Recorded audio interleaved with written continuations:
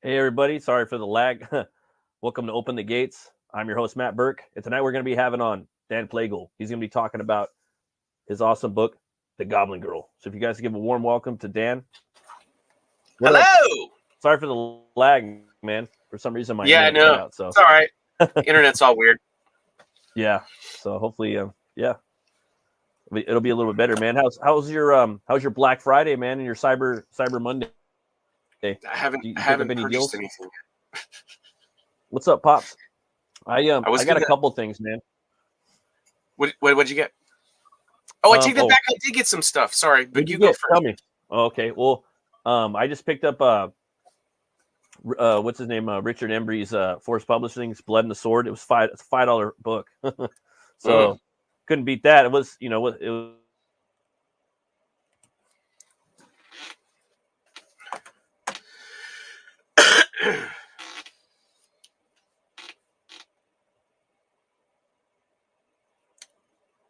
That's my internet. Hello, everyone. If you're seeing me and he's phased out, or if I'm phased out, I don't know. I picked up Bronze Star, and that was by Mike Maron, but that wasn't a okay. Just that's what I got. So I picked. What did I? Oh, I backed Hex Allen's book. Oh, that's cool. That's cool. Yeah, I got his book too. Gosh, my Nephilim Squadron. Nephilim Squadron. Thank you. I have a real bad chemo brain, and my short-term memory is ruined. Unfortunately. Yeah, so. I haven't read that book yet, but yeah, I liked what I saw of that. What happened was I thought I had bought the book, but evidently I had only bought like a chapter of it. That was like a sampler.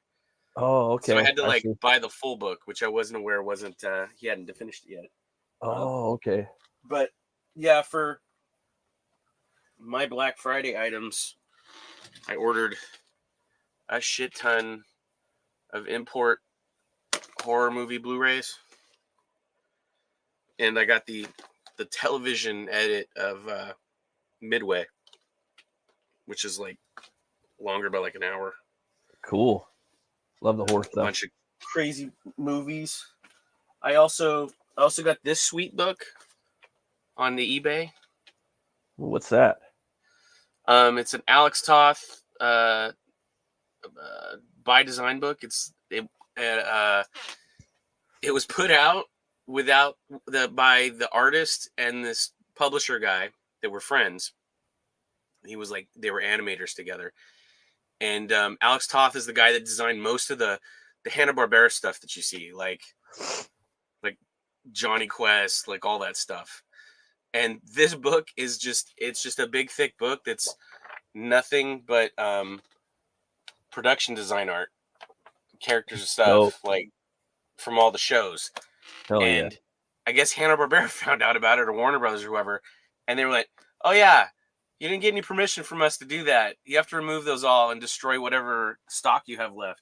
So it's a really rare book now, and they've never reprinted a lot of the stuff that's in it, so it's like gone up in value quite a bit. And I ended up finding one like super dirt cheap for like, I think it was like $120. Hello. What's up, Brian? What's up, Dan? What's up, Matt? How you doing, man? What's up, Bassett? I'm coming here to share my support and my enthusiasm for Goblin Girl. Oh, I appreciate it. Very much. Someone's got to do it. Yeah, man. Yeah, man. And then, of course, also, it's just like I heard somebody like talking about like horror DVDs. Just a dog whistle for me. So I just got all these I got this weird caveman movie from England. Oh, it's supposed to be slightly smutty. Oh, is it a live action? Yeah, Creatures of Time Forgot. I thought it was the Creatures the World Forgot. This one, but I thought it was like 2000 AD or whatever, like the Raquel Welch type thing when I first saw it, and I was like, oh wait a minute, that's not what that is. So then I ordered. It's from the same studio. It's from the same studio. It's like but it doesn't have Raquel Welch in that fur bikini. Yeah. So I got this. And then I got and Ray Harryhausen too. That's the other thing too. The one with Raquel Welch also has like Ray Harryhausen dinosaurs. Yeah, that's just people. Supposedly this one doesn't have any dinosaurs, just naked women. Yeah, pretty much. Although I definitely prefer prehistoric women. That's a much better. Oh yeah. So then I got Martine this one, The Devil's Men. You ever heard of this one? In the U.S., it's called The Land of the Minotaur. Yes. Ooh. And this has two different cuts of it on it. Really? It has the UK 94-minute one and the 86-minute US one. I got I Monster. Nice. Yes. The Hammer version of Dr. Jekyll and Mr. Hyde with Christopher Lee. And I think that this one has two different cuts. Nice. I've got most of all the Christopher Lee. I bought the Arrow box set of all the Fu Manchu stuff, but this one wasn't in there. That's the Terror of the Tongs. So it's not Fu Manchu, but it's ish. Do you know what I'm saying? So I got that, and then I got Curse of the Mummy's Tomb. Nice. It seemed interesting. Yes. That's the first Hammer sequel to the Mummy, the one that they did in '59 with their Mummy, the one. Yeah, Christopher Lee and Peter Cushing. Okay, cool. First sequel. I got Night of the Demon, man. Classic. This has two versions on it as well. And then just because I like World War II stuff, I finally got a really good copy of the television edition of Midway. Oh, nice. Which it had a flip cover with the Japanese poster, so I thought the Japanese one was pretty. Oh, I love when they do that. Now, who is that? Is that Arrow? Is that Severin? This is Arrow? I think this is in Intrada Indicator. Yeah, oh, really? I haven't even heard of that. Because right now it's like Vinegar Syndrome and Arrow, Shout Factory, and Severin. They're just like killing it. It's just like they're making a physical. Well, and Umbrella too. Do you get stuff from Umbrella Entertainment? It's an Australian company, and they've been doing like box sets of stuff. Like it's like crazy. Like they're doing this one movie which I love. It's like a noir type film from like the 90s. That stars like the main two leads is Nicolas Cage and Dennis Hopper, called Red Rock West. Oh wow! Huh. And it's a great movie. They cool. put out a special edition of that, so I was like, take my money. And then like Angel Heart kind of. What's that? Kind of like Angel Heart a little bit. It's not like Angel Heart. It's more straightforward, like kind of like a Reservoir Dogs like crime thriller thing, but it's it's real hard edge sort of.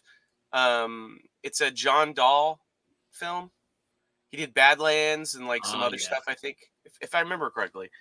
Badlands, and it's got one of the best performances by a character actor that died way too soon. I'm trying to remember his name right now. John. Oh, God, he's been in a bunch of stuff. He's a really heavy set guy. He ended up having a heart attack, but he played this. He plays one of the other characters, and then it has I think it's Sherilyn Fenn. Before she had that horrible nose job. Before the nose job. This is like right after Twin Peaks. This is the one that like later on, like she did all kinds of weird plastic surgery stuff to her face, like her lips and all kinds of stuff. And she was, I think it was Sherilyn Fenn. Maybe it wasn't. It was one of the other girls. I always get the Twin Peaks girls all mixed up. It's not the one that was Audrey Horne, the really attractive one that tied the cherry stem in a knot. It was the one that was best friends with Laura Palmer that was running around with the motorcycle guy James. Oh, wasn't that? No, that's not Machonomic. Oh, I also got Ghosts of Mars Special Edition, which they've never. Oh wow! And it's got a bunch of pictures on it. I'm gonna have to see that special. Does that have like a different cut of the movie, like one that's actually good? No, it's the same cut of the movie. But the thing that's funny is, I don't know if you guys know this, but do you know what this film was before they made it into what it became? Escape from New York, right? Escape from Earth. Escape from Earth, yeah. Yeah, it was Desolation Williams instead of Desolation Williams is straight up Snake Plissken. Even the outfit he wears is basically like a neon version of the Snake Plissken outfit. It's freaking crazy. Yeah, that movie would have been better with that character in it, man. Yeah, it would have been crazy if he was in it. Holy shit! Him versus like fucking dope. space zombies. Right. That would have been rad. Or like space infected, because they weren't really zombies. They were like they were sentient infected.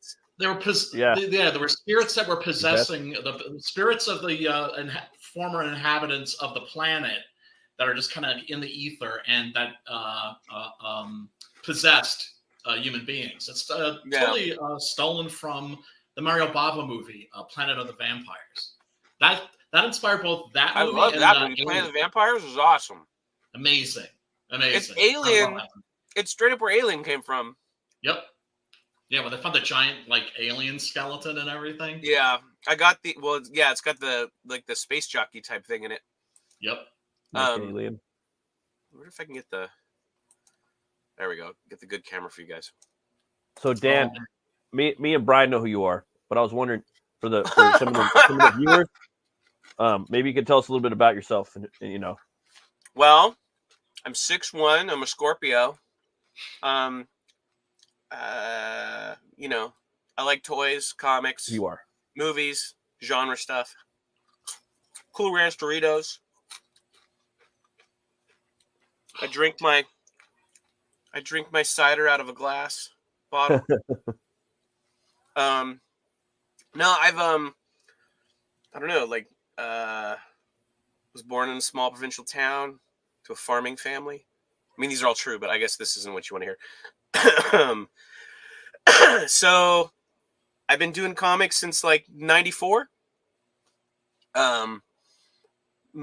For some mainly independent companies. I started out with Boneyard Press, who did the the Jeffrey Dahmer comic, the Rush Limbaugh versus Jesus Christ, whatever it was. Yeah. OJ's big breakout. But I did a bunch of their horror comics and some of their sort of like, I don't know, like action comics that they had that were like kind of like fetishistic sort of type stuff. And then I did a lot of just independent stuff for myself. My full-time job for about 10 years in the middle there somewhere, I worked for a couple video game companies. I worked for that we made games for Sony and Disney and Paramount and a lot of Hudson Soft and Namco, and so I've worked on a lot of video games. I had a short stint making independent films, and then I co-started a magazine / convention thing called Mad Monster with some friends. Nice. I'm still part of that, but I'm like not like co-owner or anything. I just like, if I want to go to shows, they'll bring me out, give me a table. Cool. And I do art for them for like shirts and posters and stuff occasionally. They just acquired Famous Monsters of Filmland magazine. Wow. So I did the first piece of, I guess, convention merch for the Famous Monsters of Filmland conventions. I did Famous Monsters had a thing that they always perennially sold in their magazine, which was like a 7-foot Frankenstein Jack Davis print. Yes. Jack Davis. Yes. Yeah. And they wanted to do a 7-foot Jason print that was in the same style. So they matched style. So I made the 7-foot Jason thing, and they ended up using it for all their merch. Oh, that's dope. And I guess the print is now available. The 7-foot print is available. So I think you've seen you dropping that on Twitter. That shit's dope. Yeah. I shared. I was like, holy cow. I'm always telling Matt and other people, like, I can't imagine my childhood without Famous Monsters of Filmland. So those of you that have never heard of Famous Monsters of Filmland, it was really kind of like the first fanzine, wasn't it? Yeah. Also the very first convention. Yes. They invented the convention. Yep. Yeah. Forrest J. Ackerman pretty much invented fandom. Yeah. That's a shame that really he had to sell that massive collection that he had, which had to have been the most extensive in the world. Yeah. He was also the creator of Vampirella. Yes, along with Frank Frazetta. Yeah. Yeah, man. Yeah. Oh, yeah. It was super sad because they should have turned that into the Forrest J. Ackerman Museum after he passed away. We knew the guy who was like his caretaker at the end of the years, and oh wow, like I don't know, like I kind of like parted ways with him, and like I like keep hearing like weird stuff, like people are like saying like, oh, he was okay, but like stuff disappeared or whatever, and I'm like, what? So I don't know what happened there with all that stuff, but wow. Well, I heard at the end people would go visit and they would just take things from the house. Oh my god. Yeah. People are such dicks because Matt, if you didn't know this, like you'd go to his house and he would give you a tour of like all this memorabilia. I mean, I'm talking about like shit that goes all the way back to like Metropolis. Wow. Like 1929, like that kind of shit, right? Yeah. Like he had like the robot Maria and the chair and everything. Oh wow. And then like he had financial problems and had to sell his collection. I don't understand why he didn't go to like Stephen King and Joe Dante and those people, you know, because I would like to think that they would have hooked him up, you know, because they all gave him props. Yeah, the thing I had heard somebody say is like, although it was the guy that was the caretaker guy, so I don't know, but he was saying that he'd always said that like it didn't bother him or whatever, that, like it was fine that it was going out into the fandom again, like. So I don't know if he wanted to like so much hold on to stuff as much as like it to get spread out into the collective again, sort of thing. Yeah, the only thing I think that he kept, he kept two things. Matt's gonna like this. He kept Bela Lugosi's Dracula cape and the ring, the signet. And the ring, yeah. Damn, that's pretty gangster. Yeah, man. Couldn't get that shit up. Yeah, that was a go nowhere. So Dan, I was wondering, man, you have a very unique style, man. It kind of reminds me of like a lot of different things that I like growing up. Mad Magazine, you know, EC horror comics, Tales from the Crypt, Frazetta, like that type of, you know. Who are some of your artistic influences, man? I'd love to know. You named a lot of them. Because I would say, yeah, like Frank Frazetta, a lot of heavy metal types people, a lot of the European artists,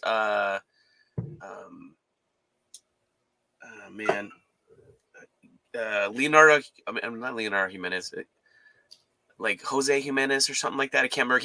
He did a lot of these like sci-fi stories, like Meta Barons and stuff. And then what's his name? Richard Corbin was a huge influence. Corbin's a shit. Yeah, he was ahead of his time. Sure. The first comic I ever had, I bought my grandmother bought me a 2-pack of comics from grocery store. One was a Spider-Man book, which I couldn't tell you what it was because I don't have it anymore. But one was Conan 118. I think it was 118. No, 114. And it's Ernie Chan and Sal Buscema, I think. It's either Sal or John. I can't remember. But anyway, the two of them taking co-artist credit on it. So that book, that art style, Jaime Davis, which I think he means Jim Davis. Yeah, all my eyes on most of my women are Jim Davis Garfield eyes. Funny little thing there. There's the Red Dress Press. What up, Chris? What up, Chris? Diabetes Chris. Cool, man. And I noticed too that like, man, like you're in the community, like you're one of the you're one of the best, dude, and definitely one of like the fastest like professionals I've seen like in our network. My speed is a little slow right now. I seen you throw down on like some pretty badass pieces. I don't believe I was there for the Embrace piece, but we talked about it at Dillard's one time at one of his barbecues. Oh yeah. Man, that was like one of the sickest pieces I've seen. With the dude in the graveyard, you know what I mean? Yeah. It came out good. Badass. Dean wanted that bad. He was like, "I'm gonna buy that." I would have wanted it too, dude. Yeah. What's up, Billy? But yeah, that's awesome, dude. I was like, I'll just send it to you, whatever the shipping is. The shipping. You're saying like Buscema, and then a couple of dudes from heavy metal as well. Yeah, I mean, as Jack far as Davis. like stuff that like as like, and then of course like the Hanna-Barbera cartoons from like like Thunder the Barbarian and like Space Ghost and the Herculoids and a lot of that stuff like visually like was stuff that had me go and then like yeah, and then it kind of like, I mean, that was like stuff as a kid, as like a little kid, like fantasy adventure art stuff that I saw that I was like, oh, this is my thing. So like Alex Toth, I guess, would be an influence. Yeah, well, I was just showing off. I got this Alex Toth book that I've been like coveting for a while. My friend had it, and then he misplaced his or something like that, and then I was like trying to get one, and they were like $1,000, $700, like the longest time. I had them in my hands too at the bookstore. Where I was like, I can't pay $50 for this. For that InDesign, like 1,000. The InDesign book, right? Is it like the other? It's like a beautiful hardcover, right? No, that's a different one. That one's actually available now in a soft cover, and I would suggest getting it because it's like $30. Okay. And this is why I would say that the hardcover's nice because the hardcover and it's a really big fucking book. Yeah, it's beautiful. I'm just saying for somebody who likes to be able to sit and flip through books, I sat at Dan Friga's house and flipped through those books on the floor, and it was a chore because it's so heavy. Oh, yeah, that's my problem with the omnibus edition too. It's kind of like the River, like when I was in college. You had the Riverside Shakespeare, the Riverside Chaucer. I was like loading 2 cinder blocks with me wherever I went. The books are just massive. Like I like them. I love. They're huge. They're beautiful. Like whatever. Yeah. But like they were very cumbersome to flip through. But they made these softbacks that are like, I think they're about like, I want to say they're like maybe 3 or 4 inches shorter. They're still good sized books. I mean, hold on real quick. Let me move the Proton pack real quick because I have. Yeah, Dan Aykroyd's fucking crazy. I guess his family are all witch hunters. I have all 3 volumes now. For reals. But see, they have these. They're pretty good size. It's the same book, and in actuality, the animated one has pretty much all the same stuff that the other one, the larger one, has.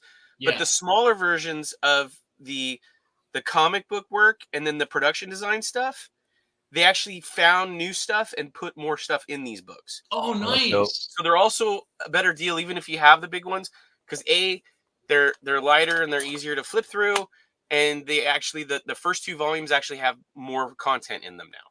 Oh, nice. So, but yeah, if you like classic Hanna-Barbera stuff, or if you're just an Alex Toth fan, if you know who he is, people out there, I would get these books. They're freaking great.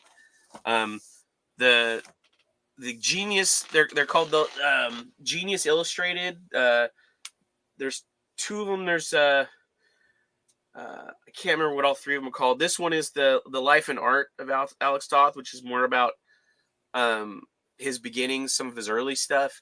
Yeah. Then the second one is a lot of his comic book work, and then the third one is comic book and like sort of advertisement stuff, and then the third one is Genius Illustrated or Genius Animated, and it's like all his animation, like production design stuff he did for the studios and stuff. Yeah. And it's pretty good. But even in that book, it doesn't have all the stuff that is in this glorious band book, which is the Alex Toth by Design. And if you find a copy of this and it's reasonable, snatch it up. Or if you just really want a ton of really awesome art, like save the money and buy this. I got lucky with this. I guess it came out of an estate or something, and it had some. That's cool. It had some yellowing on the spines because it was in a smoker's house or something. Right. Oh yeah. So, I sanded. There's a book restore technique. You can sand the spine down, and it'll take the yellow out, the stink out, and then you can also put it in a bucket and splay it out, and then put cat litter at the bottom, and then seal it, and it'll pull the odor out of it. Really? But anyway, I got it. I restored it, and it's one of my favorite books to flip through. Wow. Got so much great I mean, stuff. I'm a book sniffer. That's the thing. Like in our scene, we're all book people.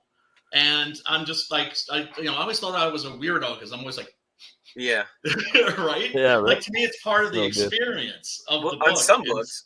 It's smelling it, right? Yeah. That So Dan, go ahead. Oh, I was gonna ask you, like, who are some of your like as far as like writing, some of your influences, brother? Like I think I have an idea, possibly, but as far as writing, yeah, 100%. Man, was really into Stephen King as a kid for a long time. Like I have tons of first edition Stephen King's, like The Shining, Carrie, a bunch of stuff like that. So I was really collecting Stephen King novels for a while. So as far as novels go, I would say Stephen King, obviously Robert E. Howard, Hell yeah. H.P. Lovecraft, and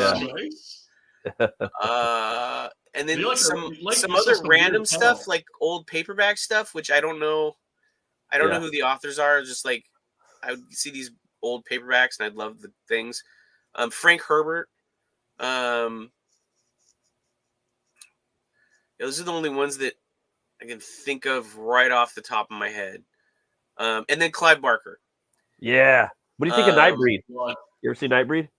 Oh yeah, That's like his X-Men, huh? That's like his X-Men movie. A little known story. Yeah. That is. People can believe me or not believe me, but the only reason why the director's cut happened is because of me. Really? No. Yes. I'd love to hear this. It was dead as a fucking duck. Yeah. And my friend who I co-ran Mad Monster with, he would come to me a lot of times and go, "Who do you want to see as a guest?" And I'd be like, "Oh, I want this person, that person." And I had heard that somebody had assembly cutted Nightbreed, like a special edition of it. And I said, "Dude, we gotta get this guy out. He's got a version of Nightbreed, blah blah." My buddy's like, "Yeah, fuck Nightbreed. That's a fucking lame fucking thing." And I'm like, "You may think it's lame, but I'm telling you, like, people will lose their minds and will show up to see a screening of this work print of Nightbreed." Right. And he was like, "All right." When you went to see it, like Matt and I have had this discussion. I remember going to the movie theater and seeing it, and you could just tell. There's certain movies you could just tell they fucked that shit up in the editing room. I never really hated the movie. I always liked it, but I was always like curious about this mysterious missing footage, alternate version thing or whatever.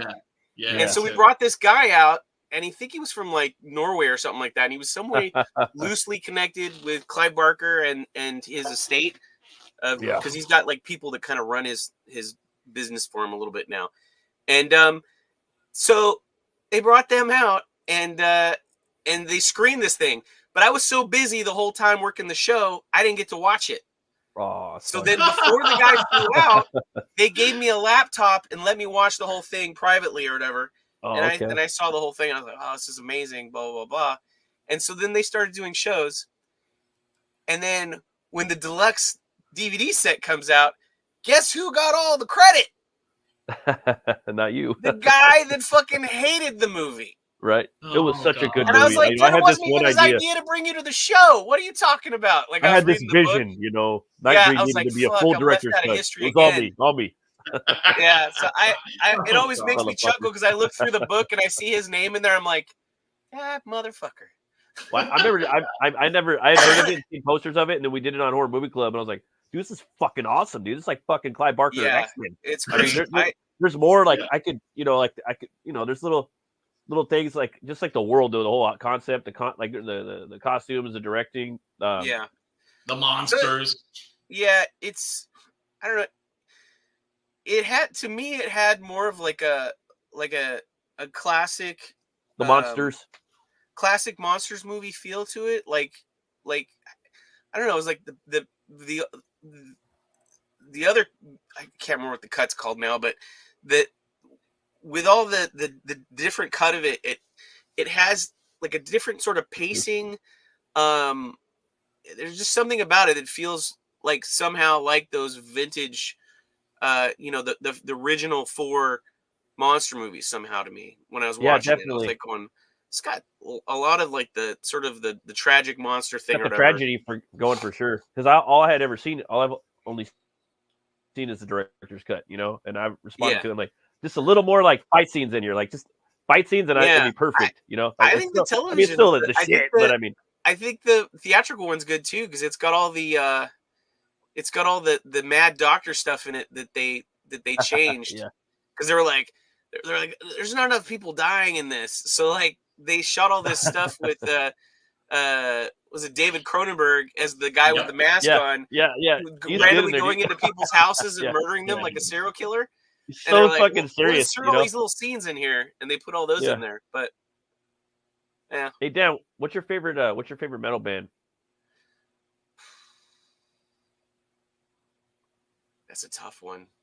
Be careful. I mean, I'm pretty cliche. I would like say Metallica or something like that, but Slayer. You know what? I don't hate Slayer, but I've never been a super fan. Me neither. Gosh, I don't know.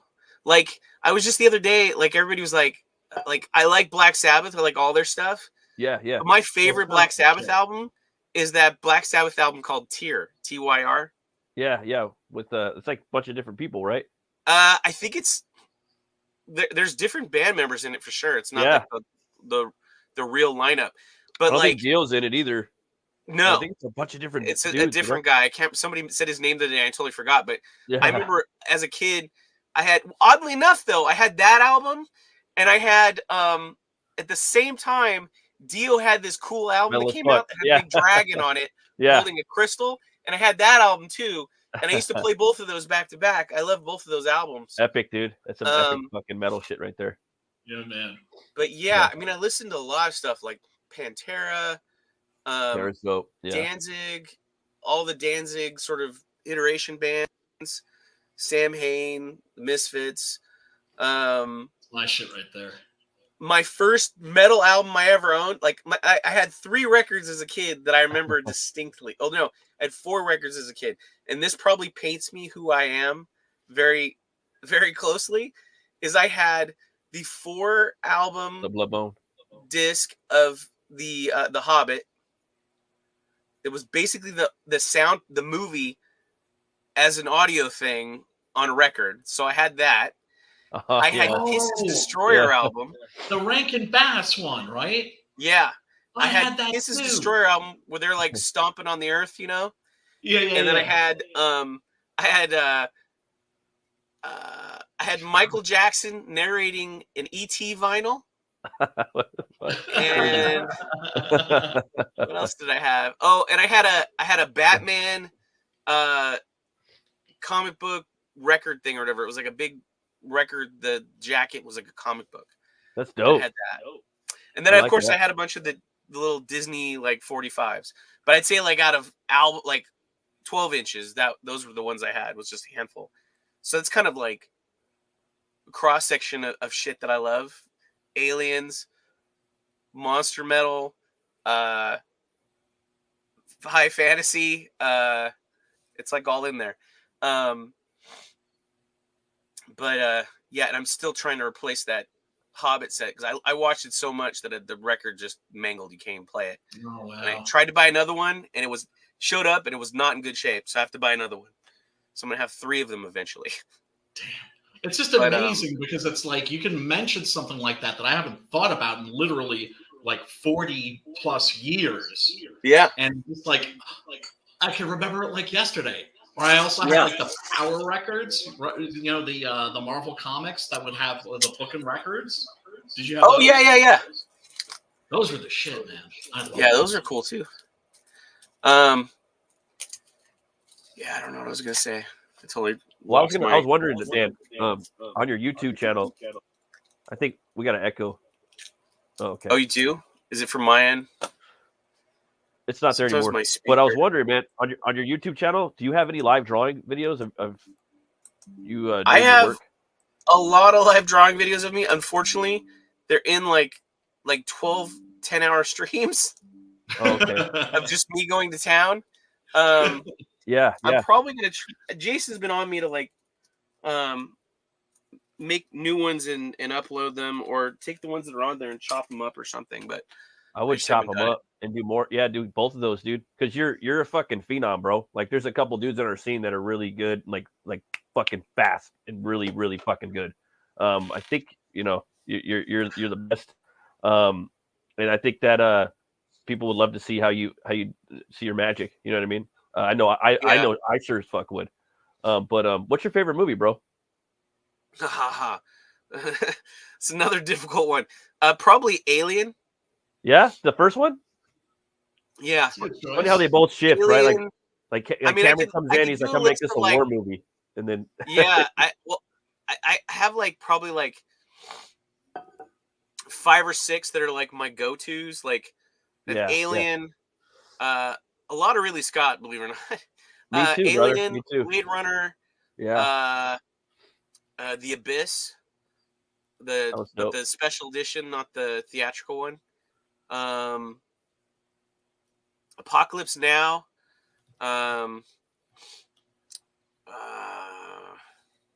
Sorry. Gosh, I always gotta hit people with that when they come on. Gotta hit them with the metal and the movies and the brewskis.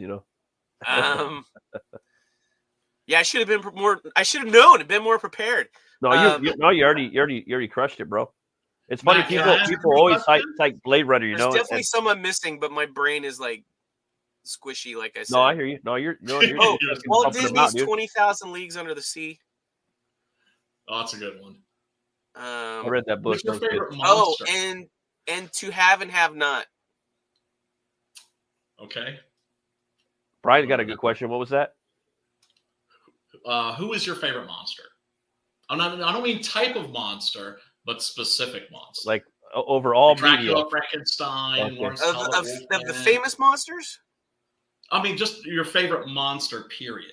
And like favorite monster, period, is Alien. Alien? The Xenomorph? Alien for sure. The Xenomorph. Okay. And which one? There's a bunch of different ones. There is though, right? I'm right? Like there's a dog alien in the Fisher, the third movie, the Fisher one. Yeah. Have you guys remember when the third movie came out? They had a bunch of them. They had a fucking gorilla alien toy. It was like, what the fuck? Like, it didn't make sense to me as a child. Yeah. Like, what the fuck is a gorilla alien? Like, later on, if you want to talk about alien hybrid ones, my favorite alien hybrid is the Predalien.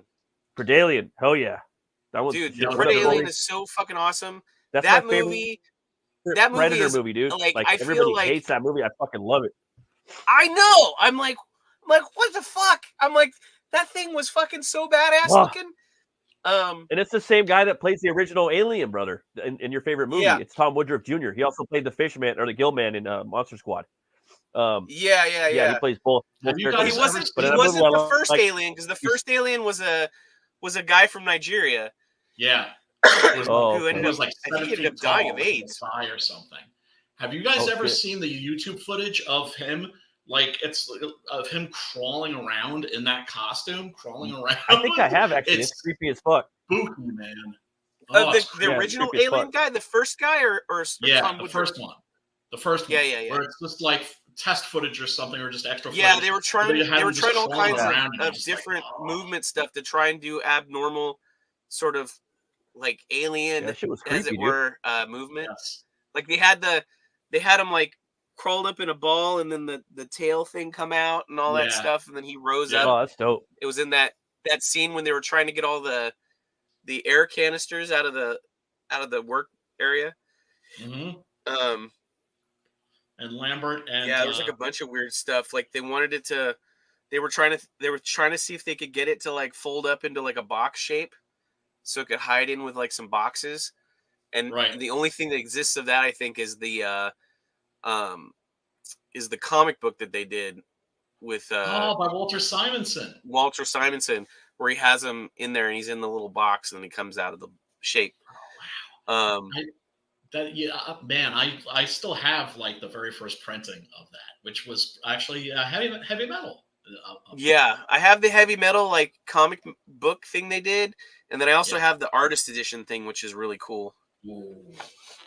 What I liked about like Alien versus Predator Requiem or Part 2 was you got that one fucking alien or predator. They call him the goat, the wolf. They called him the wolf, and he's just sitting up. That's the first time you see the Predator planet. It was like a little fan service fucking gags throughout the movie that I liked about it. And then he gets up, like Batman, because they have the signal. He gets up and he fucking grabs his whip and all his shit, and he goes down. And he's like, all right, I got to take some fucking names now. I got to take some fucking names now. And that's like the whole movie, and that's I was cool with that, Since you're out in this area, did you go see them when they were promoting the movie?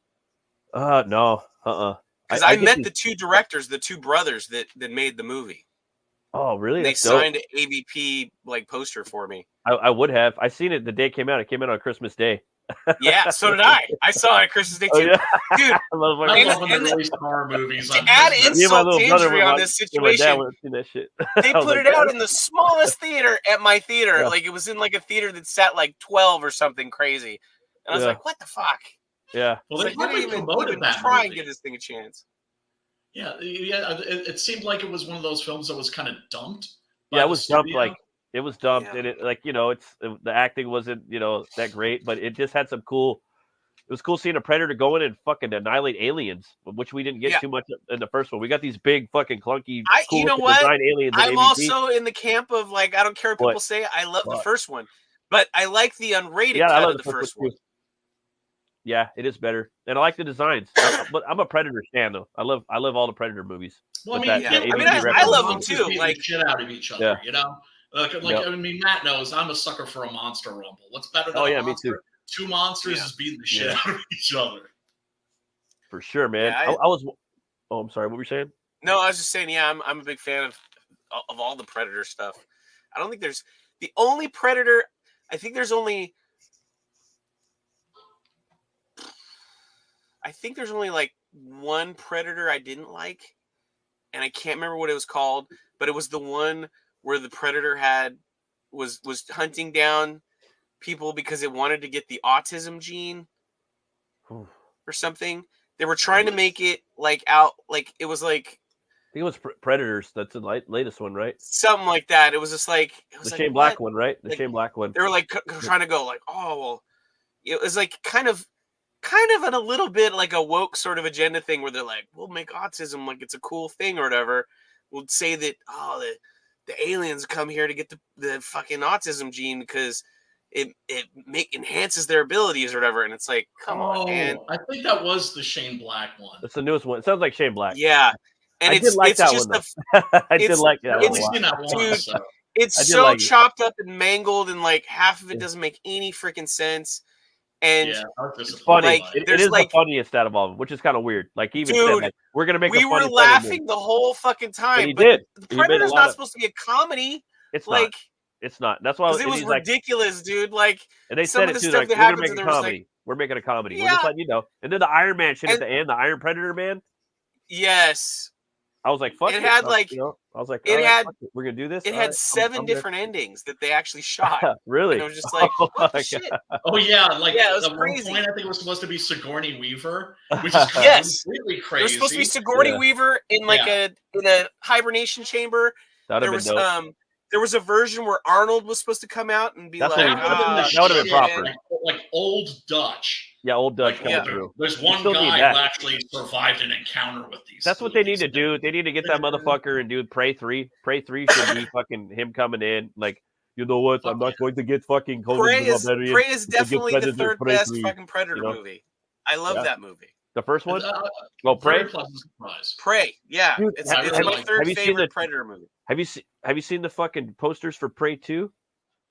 Mm-hmm. Where it's like I've I think seen it's World War fan made posters, but I haven't seen any legit ones yet. And I hope the fan one gets the producers of the actual thing to do the fan one, which is that the World War I No Man's Land thing. Okay, that's what I thought. Dude. All right, I thought it was. I hope they make that happen because that would be amazing. I like that. Period pieces are more expensive, unfortunately. So Dan, I was wondering, man, it's like for your process. I know you're fucking a badass, like quick. You know what I mean? Like, but for your like, when you're doing your sequentials and your setups and stuff, how do you go about doing that, man? What's your process? You know, if you want to go over some of that. So, a lot of it, I mean, it sounds weird because I was actually having a problem recently drawing something because it didn't look good, and it was because I hadn't done my normal process with it, which is I tend to shoot it all in my head like a film, and I just run it over and over again in my head like as a film, and kind of fine tune it visually and everything, and then I put it on the paper. If I don't do it that way, a lot of times the stuff is real bland and not much of anything. But most of the time, I run it through my head and then I put it on paper. My writing process is basically this thing. I don't know if you can see it. See if I get the light to. That kind of shows it there a little bit. So it's just a bunch of check marks with like little loops that say this happens here. That's literally how I do my page layout. So I have sometimes because if I want stuff to fall a certain way, or if I find something's not working and I need to stretch a scene or add something, I'll do those so that I can see how the pages go together to know like I need to add 2 or if I need to add 3 or whatever to make something work. So that's usually how I do that. And I have most of the dialogue in my head of like what's going to happen, but then sometimes I'll just change it when I'm when I'm writing the text down on the page for the letter or whatever, or myself. I'm lettering it myself, which I'm going to have somebody letter my thing. So, but I got to write it all out like on the page. Be like, this is what goes here. This is who says this.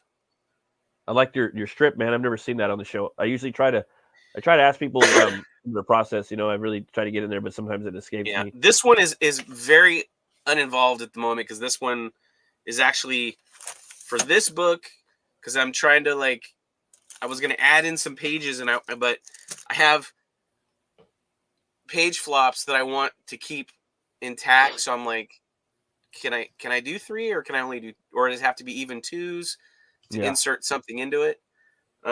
So I was messing around with that a little bit, but I have some that are just like lines riddled with like freaking text notes all over the place where I'm like, this happens here, like whatever.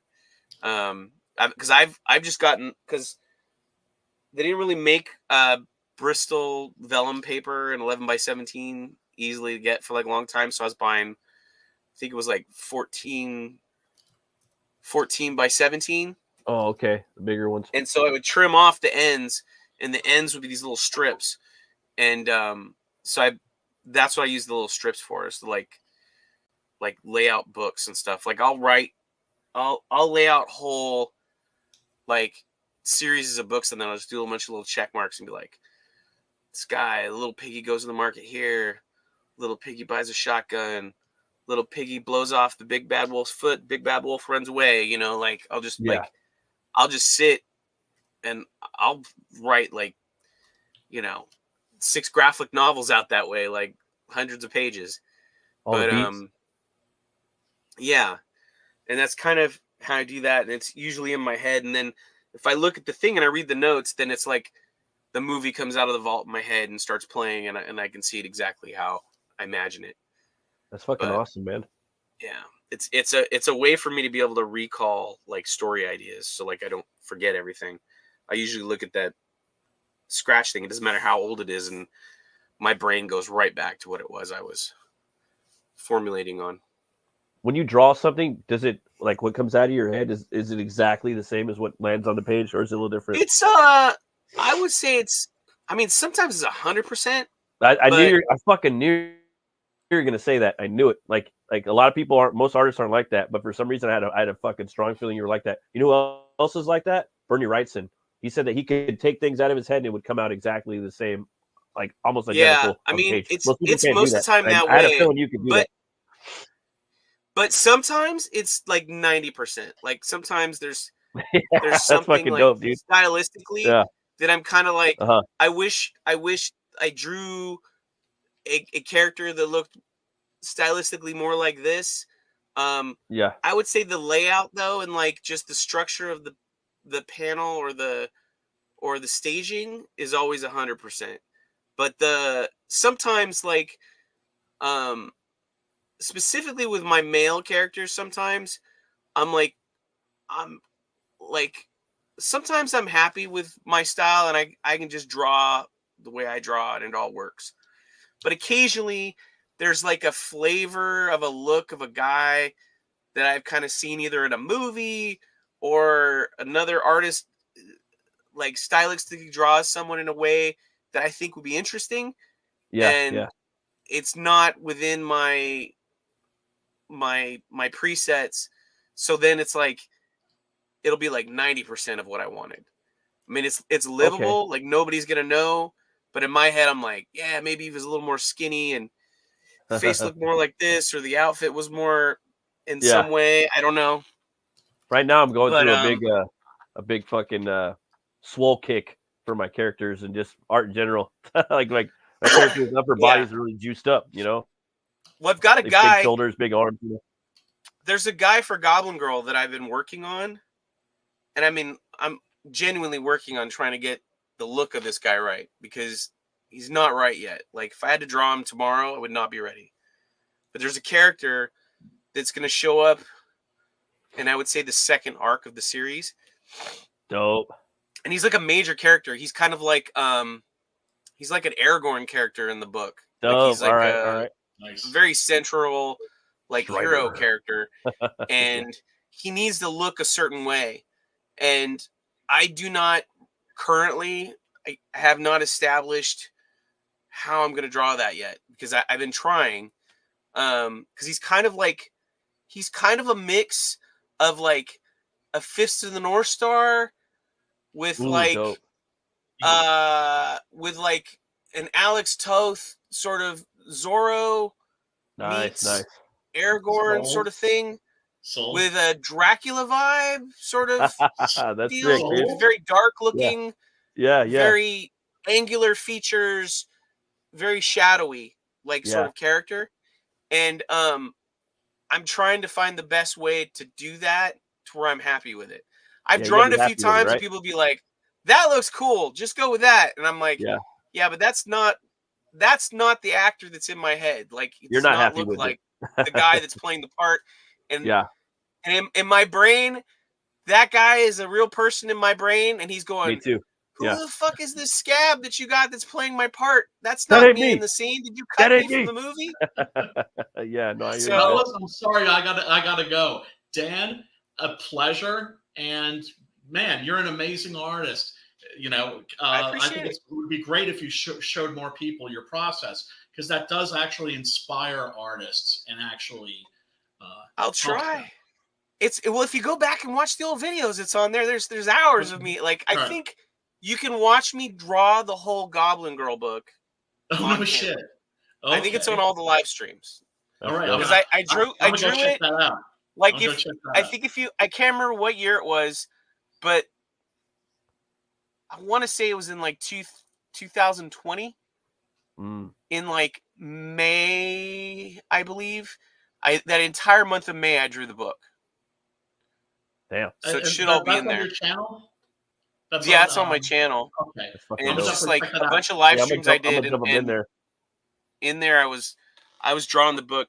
I can't guarantee it's like totally visible at times, because there was like at that time there was a ton of people popping into stream, and it's like probably a little window in the corner, because I hadn't gotten the whole thing of like, here's the person drawing in this big screen and then the little screen. And that's the other reason why I haven't chopped any of them out, because like a lot of them are in little tiny screens. So like Sean Jay, that guy can paint and just rap at the same time. I don't know how the hell he does it. I can't do that. Shant is amazing.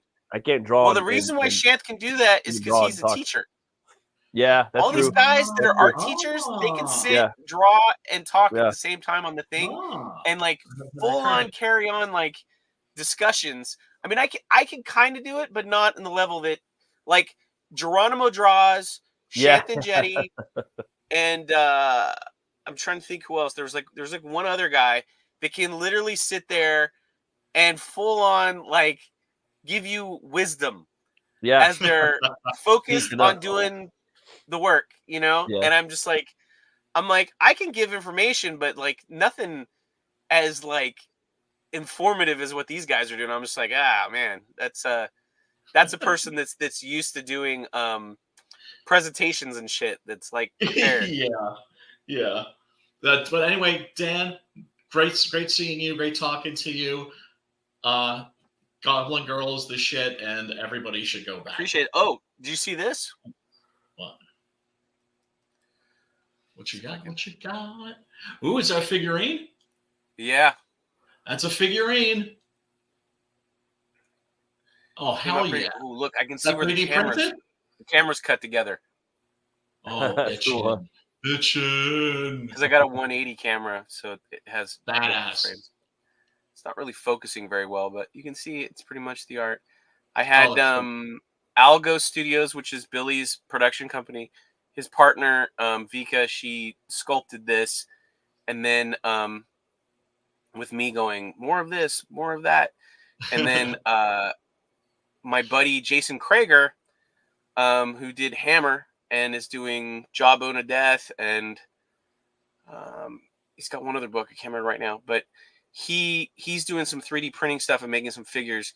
He fixed some things on it that were off and adjusted some things so that it would print right. And then he printed this out for me. So, nice. Came out pretty good. Hell yeah, man. So I'm gonna try and work on getting maybe some of these little ones in some of the boxes for the deluxe boxes, but I can't guarantee it because we gotta see. I mean, it takes 6 hours to print one of those. Oh my god. Yeah, my friend Sim, he's working on making my six-gun gorilla figurines because I've actually tried with 3 different manufacturers and just I'm well aware of this. Find one myself. I've spent $1,500 just trying to get this thing sculpted. My God. And then at the end of the day, I had to bring in a 4th person just to fine tune a couple things because I don't know what happened. Like I told my friend who did the initial sculpt, I'm like, oh, it looks good, it's done. And so they stepped away, and then I was like looking at it closely with Steve, that Star Wars boy, and Steve's like, oh, there's open vertices on here, man. This won't print right. It's like floating. And I'm like, what? Oh, no. And I went and looked, and a bunch of stuff wasn't right. And I was like, ah, shit, how do we miss that? Damn. But worked out. That is awesome, man. That is awesome. Wait, did Matt just fucking dip out? as I'm I don't know. To did a good self. Oh man, jabbering on too long. No. Yeah, well, you and me both. Matt, I got to peace out. I'll see you soon, brother. Later, brother. Take it easy. So we got the campaign up right here. We got a Goblin Girl. Maybe you could give a little synopsis on, or actually, let's play the trailer, brother. What's that? Let's play that trailer. Yeah, there's 2 trailers actually. Oh, really? There's this one trailer.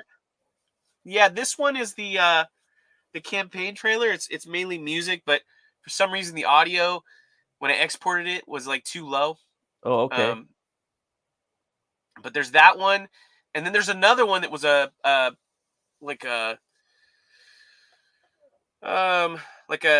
mailing list sign up one, which has got my puppet Squish on there promoting the book, and it's got more of a narration description of the book, but you'd have to go to YouTube to find it. Oh, okay. Well, I guess I'll play this one, man. They could check. Yeah, I can play this one. Visually, it'll show a good swath of what people will be looking at.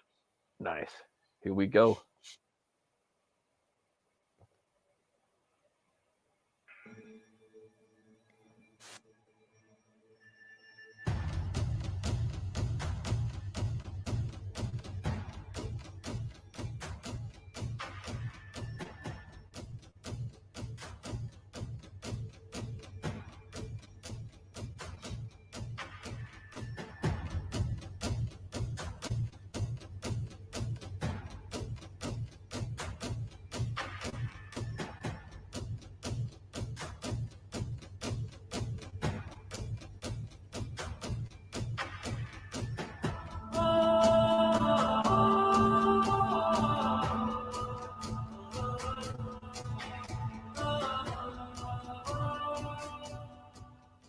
It's weird. I look at that trailer and I see some of the art and I go, maybe I should go back and redraw that. Never.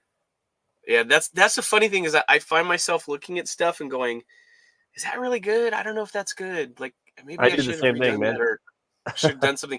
But then like I go look at other stuff that's drawn by other artists that I think is like amazing, and I see stuff in there that I kind of go, oh, yeah, there's I guess at the end of the day, these are just like no matter how good it is, these are scribbles on a page. They're not like, you know what I mean? I don't know how to describe it. Like I look at stuff and I'm like, you know, does that look like a shot out of a movie? Like every shot, and it's like, no, that's not how comics are. Like, there's going to be some panels that are going to be roughly drawn to get across an idea, because they're not even meant to like for the eye to sit on very long.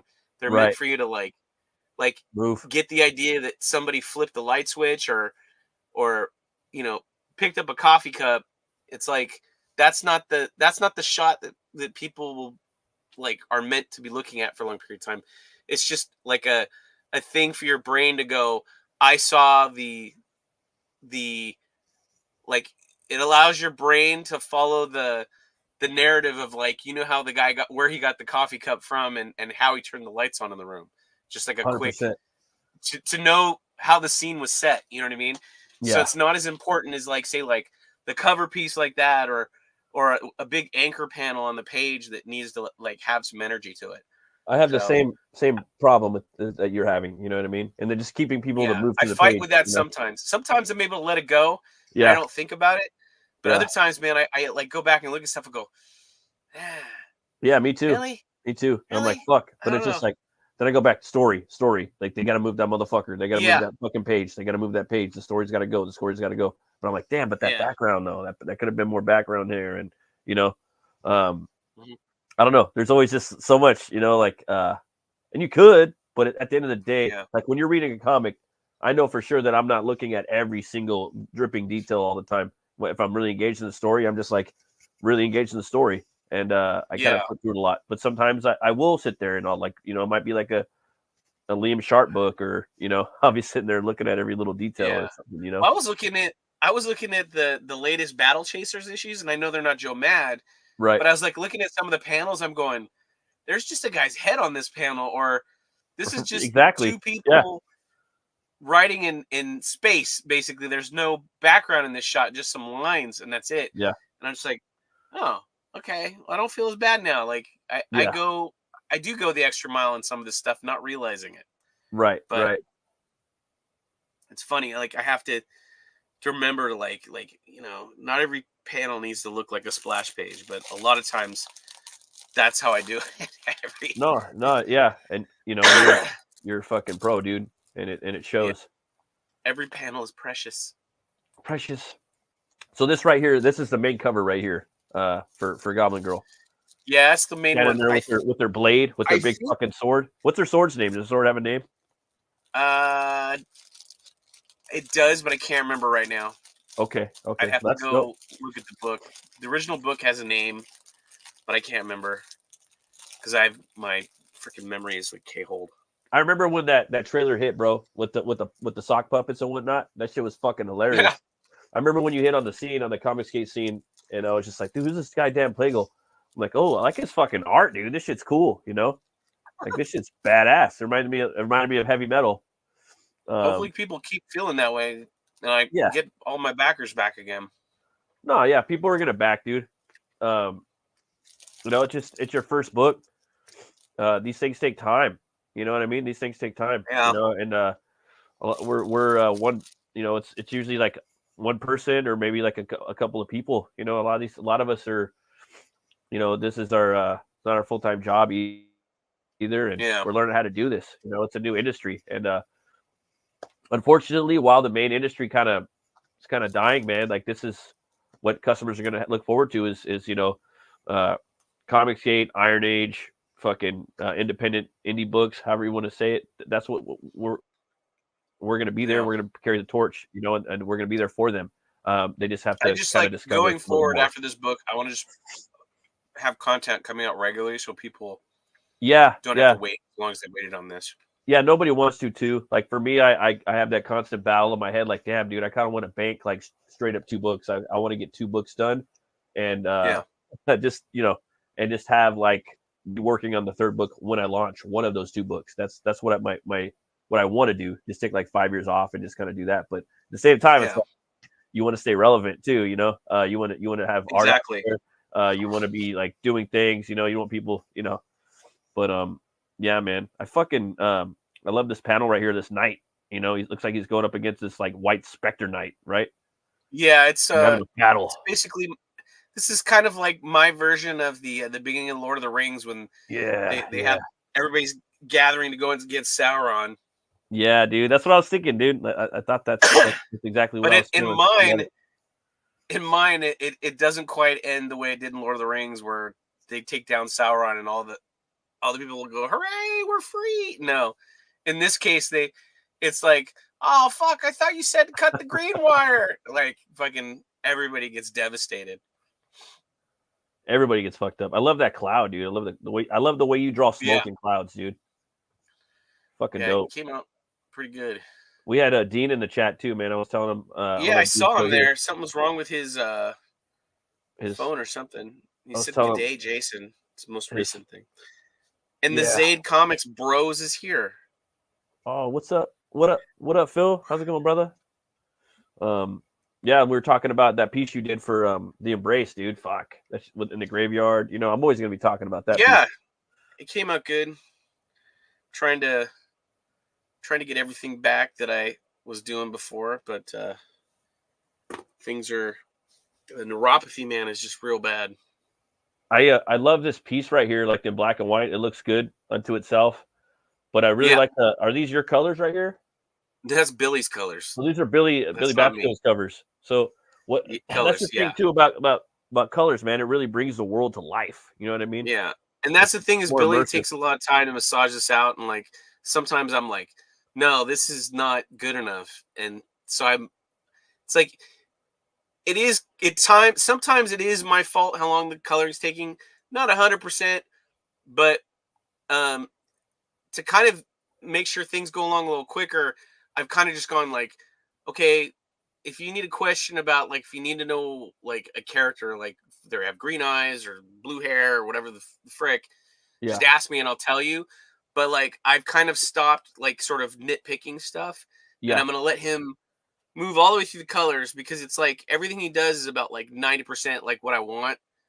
So I'll just wait till he's done, and then I'll look it over, and then I'm going to be like, can we make this a little more like this, or a little, that's when I'm going to go in and ask for a couple little things to be tweaked. And also it'll let me sit with some of it as an overall scheme to see if maybe the direction he went with the color is a better idea anyway. Like, I'll just sit with that. And because sometimes I'm just like, no, I've just seen it in my head. It has to be this way. And it's like, and then at the end of the day, like 5 days later, I'm kind of like, oh, he was right. Be that way? I don't know if it need to be that way. I think what he did works. It sells what you're trying to sell. It's not that important. So it's fucking lush and beautiful and vibrant and immersive. It takes you right into the fucking world. You could tell, like, this is pro level. At the end of the day, like, that's what I want it to look like, and he's delivering that. So it's part of the reason why it's taking so long. It's just he's going in and like really going over this stuff and making every panel like a cover. I love it, man. Even that little shot there in the corner of her inside the book stack, and she pushes the right there. Book out. Like even that little panel is got some like there's like a thing going on there, like visually that So 100%, man. Wait. I love this character right here with the candles on his forehead and on his shoulders. Yeah, the like a librarian or something. Librarian character, the librarian golem or whatever he is. Man, yeah, I love both styles, man. They both look great, but the colors, man, they just really builds on the immersion. Takes you into the world. It puts you there. You know what I mean? Yeah. It's just so fun to look at. Now, as far as like the synopsis of Goblin Girl, do you think you could do a quick little synopsis about the story and whatnot? So for the most part, the overall feel of the book, I'll just start off with that, is supposed to be kind of like a Lord of the Rings, like high fantasy world with a little bit of Game of Thrones brutality. Okay. And with like a Elvira sort of lead. But not Elvira in the sense of like comedy, but just like a sexy female thrown into the mix. Who's a juxtaposition of sexuality and expectation of the feminine, basically. Because like Goblin Girl as a character is, I guess, by like a pervasive stance, she's like a sex pot looking character, but like in the Goblin world, she's hideously deformed. She's like garbage. Like she's just like, oh, like don't look at her. She's like a person with elephantitis disease on their face or something. Like, you know what I mean? Like she's horribly deformed to the point where like goblins are like just get her away from me. Yeah. They're just like, get her away. She makes me like, I can't even eat my food, like looking at her, and so she kind of like, in a way, she also kind of has kind of that sort of outlook as well. Like to her, she sees beauty in the things that are not perfect. So like when she goes into this other world that's been all fucked up by this chaotic thing or whatever, it's the most beautiful place she's ever seen. I see. Because she's only lived in this like dungeon cage thing that she's been raised in. And then she goes out in this world that's kind of fucked up and there's horribly disfigured shit. And she's just like, oh, this is amazing. Like, I love all this. And she's like, can we eat it? Like she's kind of cannibalistic a little bit because of her nature. So there's a little bit of that element to her. She's kind of like a cursed character who, by the sheer nature of the curse, they're trying to like keep her from being able to fulfill a prophecy that supposedly is marked by her. But in doing so, because they lock her up in this place to like keep her from, because the goblins had like foretold that this child was going to be born to the Goblin King, and she was going to have this mark, and she would be the downfall of their people. She would kill off their clan. Like this version of the goblins will no longer exist because of her. Kind of like the Neanderthal and the humans. They're like, well, we'll fix that. We'll just lock her up. Like they were like thinking they would kill her, but the king couldn't be brought to kill her because it was one of his own. Like he didn't want to. Like they don't kill their own sort of thing. Like at least he like, I don't know. Like he didn't want to kill his own child, so he just had her locked up. And because the other thing is like they didn't know if like killing her would bring this prophecy about. They didn't know. You know what I mean? Like is it a blood sacrifice prophecy? Like what is it? So it's like they're like, we're just gonna put her somewhere secure. She can't do anything and can't get anywhere, and we'll just keep her there. So they kept her there since she was a baby. But then they also did something also that was unnatural in the process of that, which is they took this guy who was like the ultimate like he's like Conan the Barbarian of the Goblin world. Oh yeah, no / the Tom Cruise. You know what I mean? He's like the most attractive goblin, the most badass warrior guy, and they made him like her jailer, basically made him like take care of her. But in the process of doing this, he raised her like a parent. Like usually the goblins, they just kick them out of the womb and then they do what they can to stay alive. And if they die, they stay alive, like whatever. But like they literally, this guy's job was to make sure she didn't die and make sure she stayed there. So he kind of like raised her almost like a human would a little bit, which formed a bond, like a relationship, which is unnatural in the goblin world. Like They don't have love bonds. You know what I mean? Right. And so these two characters ended up with like a familial bond, like a father-daughter sort of thing, like a surrogate. And Stockholm a little bit, not too much, but kind of. Not 100% though, because like he's like more or less raising her and taking care of her in this little thing. That reminds me of the redhead world beyond this little cell thing he's in. He comes and feeds her and like does whatever. So it's not so much a torture situation for her because she's being taken care of. Probably better than most prisoners would be taken care of. Well, do you remember that redhead in Conan the Barbarian? You know, he's sitting on the wheel as young Conan's pushing the grinder in the Milius version. And he, you know, oh, you're good, dude. And then they both grow up like, hey, you want to be a fucking pit fighter? Makes him a pit fighter. Yeah. Makes him all this money. He's like fucking wasted one night. He's like, get the fuck out of here. Go. He lets him go. He's got a big, long red beard. You know? Yeah. That's what I'm imagining, like, with her, you know, and their jailer. Kind of like that. But this like falls more into the category of, it's closer. I would almost say it's closer to like Leon the Professional, you know? Oh, okay, with the guy, like he's training her, he's doing all this stuff. Natalie you know Portman. What I mean? To like, yeah, like because he doesn't know what the purpose of keeping her there is. He's just keeping her there because that's his job, you know? Right. And then he kind of was like, she's a cool little kid. Like I'm gonna fucking teach her some shit, you know? Like that's kind of like where their relationship went. And so eventually she becomes of age where the she's beautiful garbage. Yeah. That's what they describe her as. It's like basically, it's kind of a Shrek sort of thing a little bit. Love me some Shrek too, man. Fucking love Shrek. So yeah, me too. Like so like he at a certain point the goblin witch character that foretold the thing, she gets a new prophecy that says like, oh, that the prophecy is going to happen now. Like it's imminent sort of thing. And then they're like, well, fuck that. We're going to go get rid of her then. Like, forget it. Like we kept her alive. We're going to go axe her.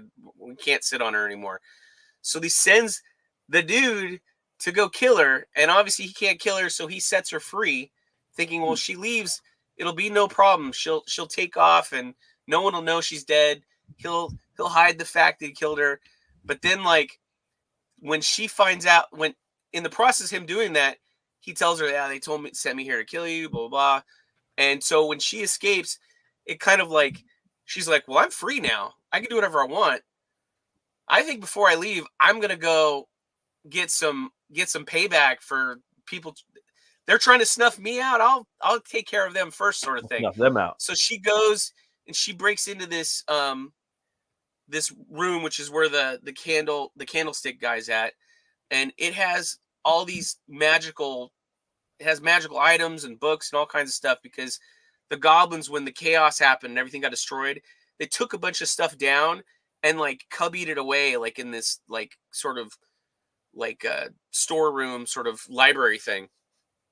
And then there was the sword and a bunch of other stuff. And so she grabs some goodies on her way out and stops by the throne room and you know, causes some havoc on her way out, which trips kind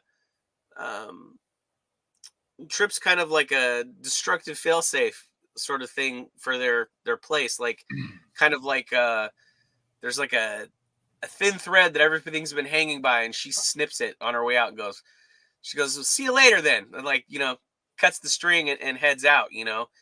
And so the first book is kind of like her exodus out of this Goblin Kingdom situation. And then it also sets up the other characters that are part of her band, who are all kind of like her. They're all kind of ugly and broken in their own way. Some of them are trying to find ways to make up for things that they did wrong, or, you know, or just like, or it's, and one of them actually thinks that like, that, you know, like, oh, like I can fix it. You know, it was only the situation went bad only because X, Y, and Z happened. But if I rectify that now, it'll be all good, you know, sort of thing. So there's a little bit of that too. Some characters kind of like,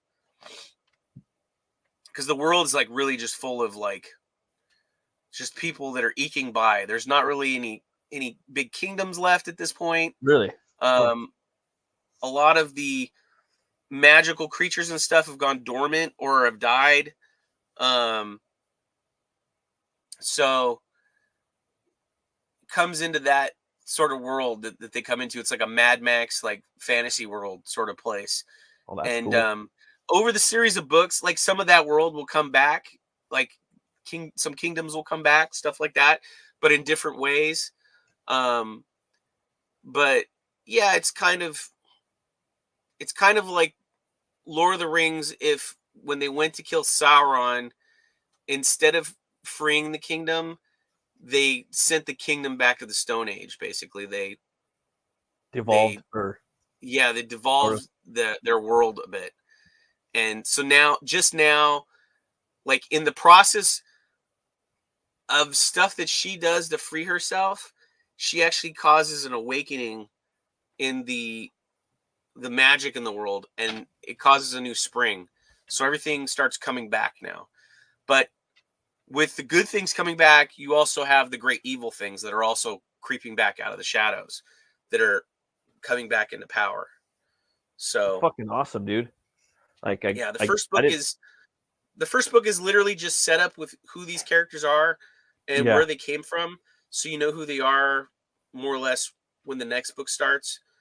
And then the next book it starts off like the true start off of the first story arc of like the characters kind of solving a MacGuffin sort of scenario in their world. Seems like you got this. What up, ID? What up, ID Crisis? Thanks for stopping by, man.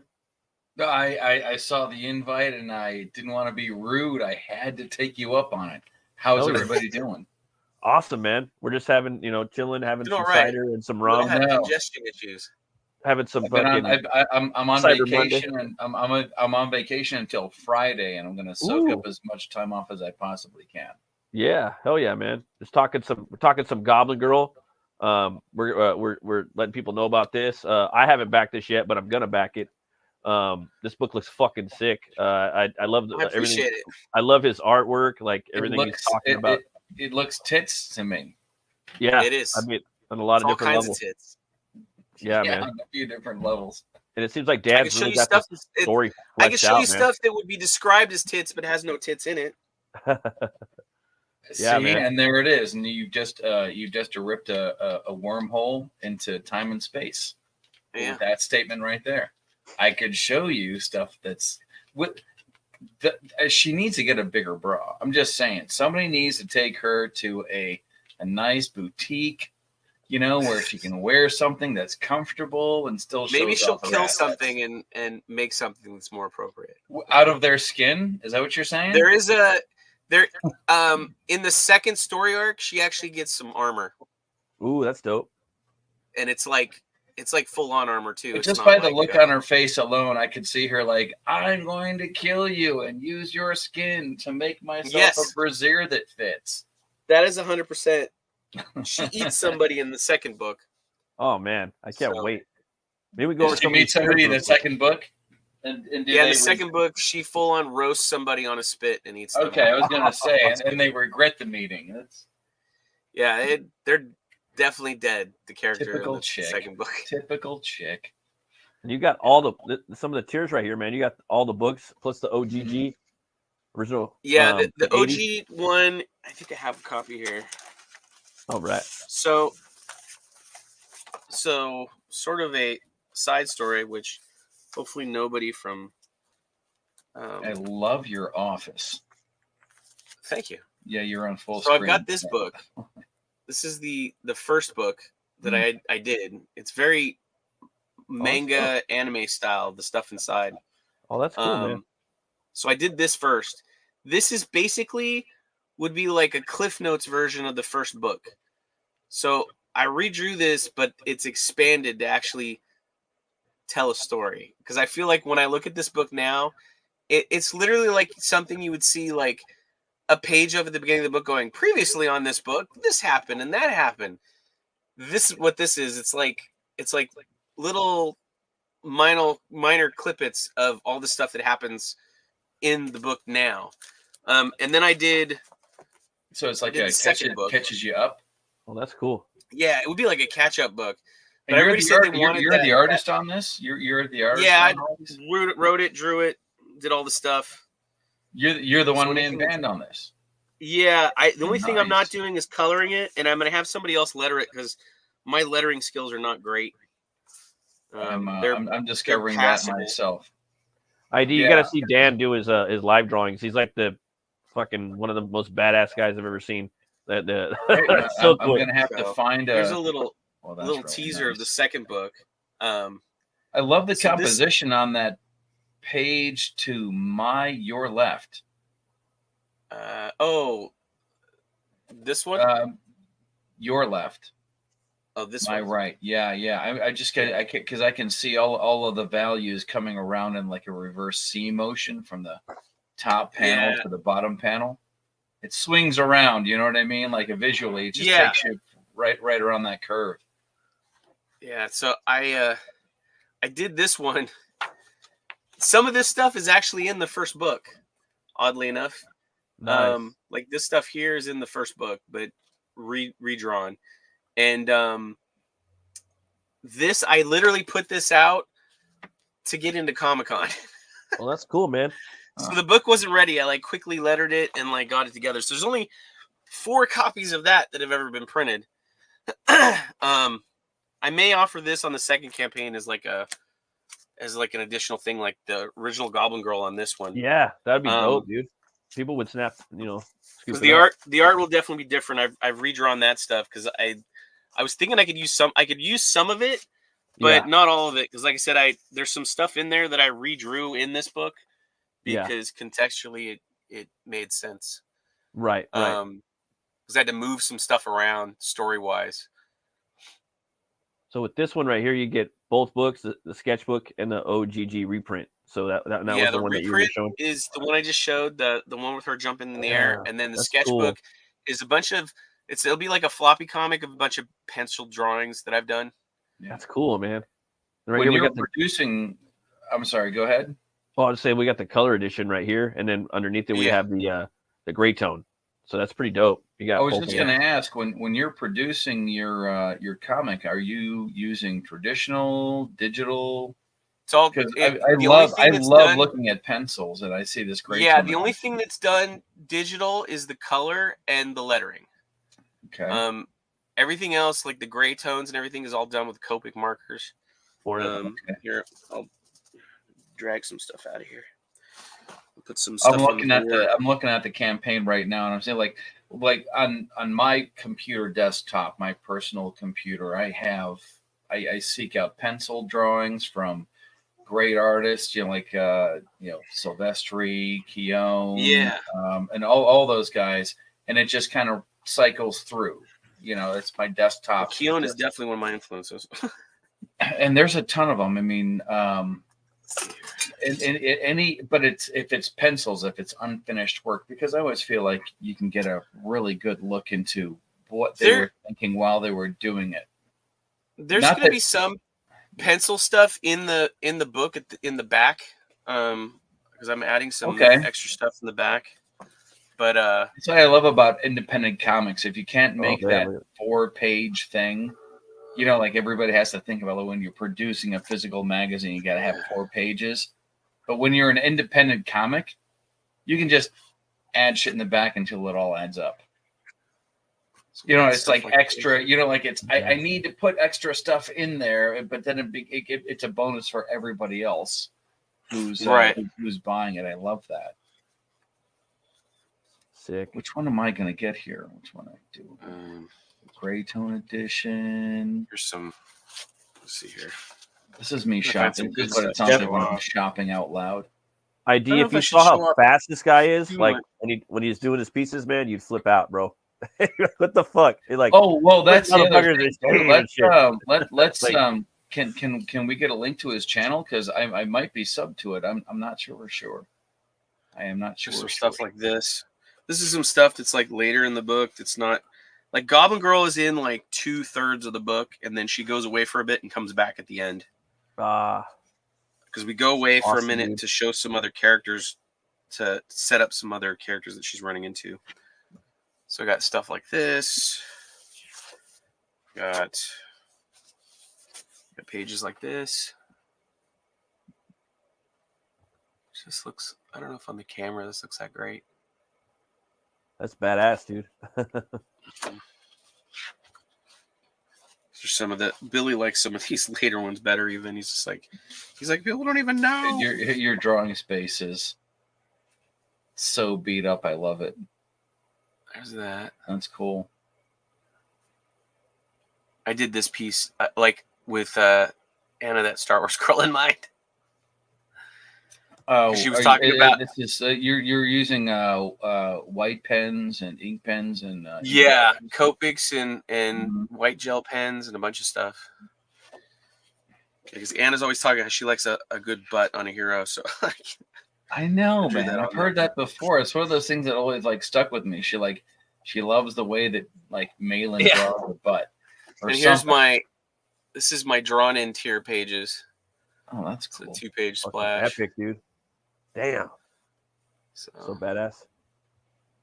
I went to Hogwarts. Blowing through a lot of white ink. Man, I could. That's nice. I use it's just I have some of those like ball pointed white gel pens and stuff, and I'm like, I don't know. It's you have to go over those lines a few times before they come out like really, sometimes, really, right? Sometimes you do. As long as it's not just me. Not always. Let's see. You gotta get try not to like spoil too much stuff. I can show you this. This is kind of cool. Thanks. All right. Yeah, I got a sub into Dan right now. Everybody else who hasn't should. I just put your YouTube channel in the chat. So sub to Boot Dan Art. I won't show too many after this one, but this is another good 2-page splash. Oh man, fucking love it, dude. Love it. Yeah, man. Your style's where it's at, bro. That's crazy. I love the fucking tones, man. The tones. Dude, one of my favorite shots is this bottom corner one. What do you use for that? Are those Copics or what? What do you use for the tones? Yeah, it's all Copics. Okay. Fuck. I use the even number ones. This is the really dumb question. Based on what I'm seeing there, are you a fan of Roger Dean? Yeah, I like Roger Dean. I have some of his stuff. Do you think he got completely and totally hosed when judgment was found against him in his copyright lawsuit against James Cameron? Because for the Avatar stuff? Yeah. I think he was hosed. Yeah. As soon as I saw the trailer, I was like, oh, I've seen this before. Every time I ever went into a record shop and, just thumbed through all my favorite album covers. Here's the other thing, though. Like, that being said, was it Barsoon of Mars or whatever, the Princess of Mars stuff? The John Carter stuff? That stuff is the same stuff, too. Like, the Flying Dragon stuff with the wing ships and all that stuff. Like, he was doing that way back then. I remember sitting. I didn't think it was that on point.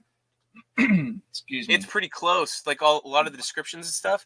And I remember sitting in a theater when the trailers were coming out before that movie came out, and there was people literally in the audience going, "Oh, this is just a bunch of ripped off stuff from Star Wars and Avatar." And I was like, I so badly wanted to scream in the little theater, "No, asshole! They took those ideas from him."